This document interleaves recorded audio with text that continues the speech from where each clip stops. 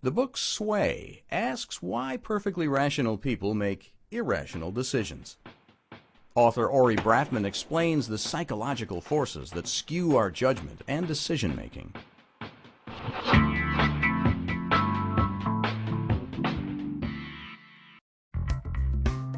Why is it so difficult to sell a plummeting stock or end a doomed relationship? Why would someone throw away years of experience and knowledge out the window in a split second? Why would anyone dismiss the truth, even when all the facts are laid out right in front of them? Questions like these have fascinated my brother Rom and me since childhood. Ultimately, they led us to conduct extensive research in the fields of psychology, behavioral economics, and organizational behavior. What we discovered baffled us. Here are some of our findings.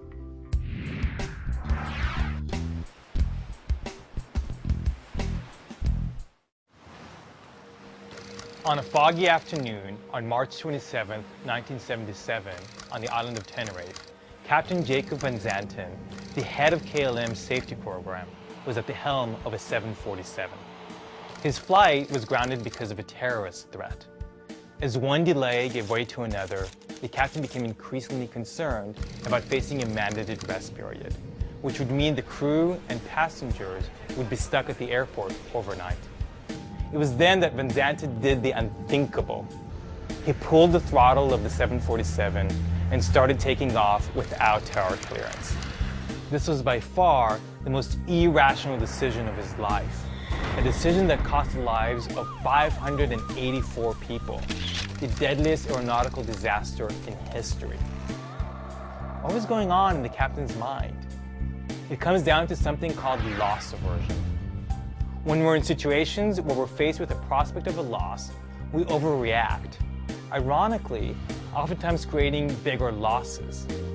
In short, Van Zanten felt there was so much at stake that he could not afford to lose, and in the process, lost everything.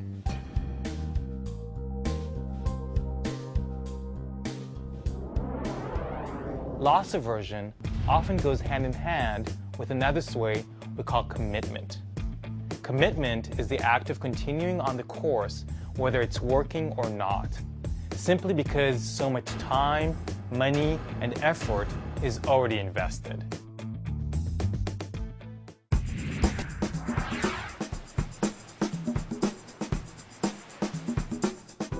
Joshua Bell, one of the world's most accomplished and best-known musicians, packs performance halls worldwide.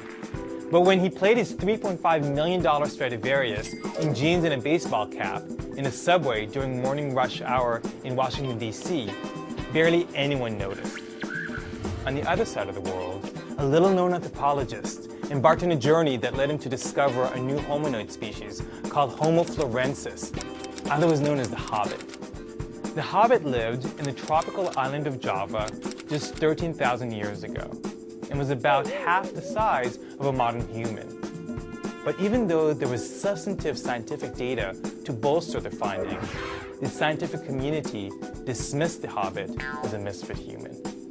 In both cases, Bell and the anthropologist were discounted because of what we call value attribution.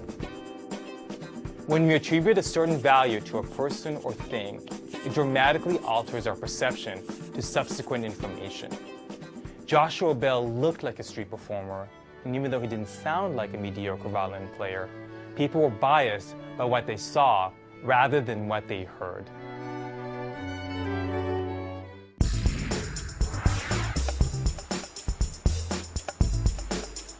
In a landmark psychology experiment conducted by Solomon Asch, a group of participants were asked to indicate which of the 3 lines presented matched the 4th line. Unbeknownst to the only true participant, the other participants were actors. The actors all purposefully gave the wrong answer. Surprisingly, time and again, when it came to their turn, the real participant doubted their own perception and went along with the group. Indeed, 75% of the participants joined in giving the wrong answer. That's the power of group dynamics.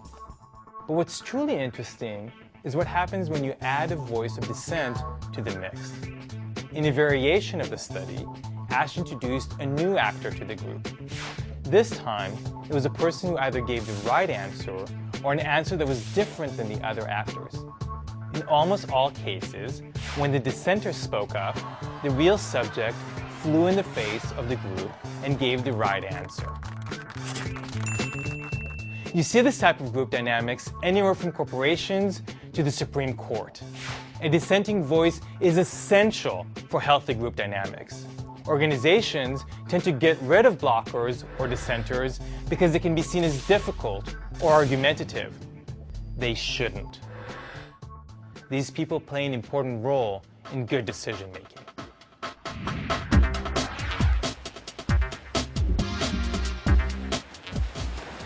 Any lifeguard will tell you that if you're caught in a riptide pulling you out to sea, you shouldn't swim with the current or against it. You should swim across it until you're out of the stream. Similarly, when it comes to psychological undercurrents, the best way to counter them isn't necessarily to follow your own instincts.